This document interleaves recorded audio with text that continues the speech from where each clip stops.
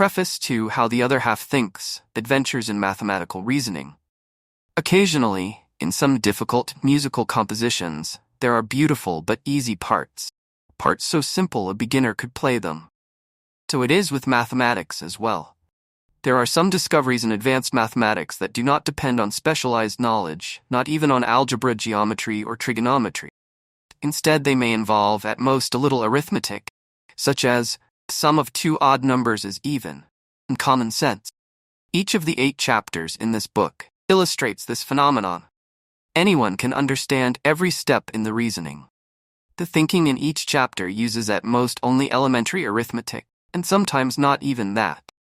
Thus, all readers will have the chance to participate in a mathematical experience, to appreciate the beauty of mathematics, and to become familiar with its logical, yet intuitive, style of thinking. One of my purposes in writing this book is to give readers who haven't had the opportunity to see and enjoy real mathematics a chance to appreciate the mathematical way of thinking. I want to reveal not only some of the fascinating discoveries, but, more importantly, the reasoning behind them.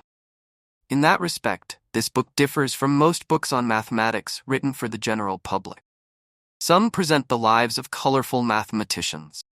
Others describe important applications of mathematics. Yet others go into mathematical procedures, but assume that the reader is adept in using algebra.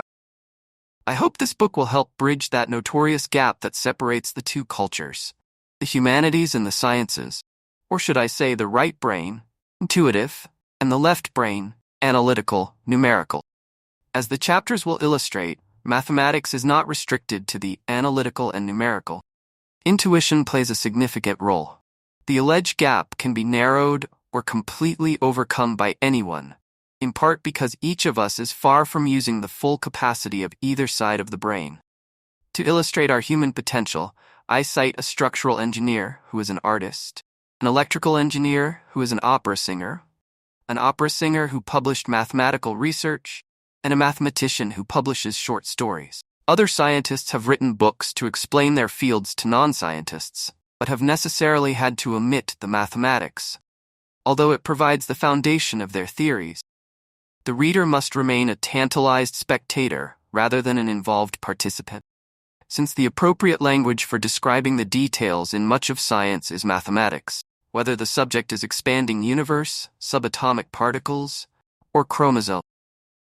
Though the broad outline of a scientific theory can be sketched intuitively, when a part of the physical universe is finally understood, its description often looks like a page in a mathematics text.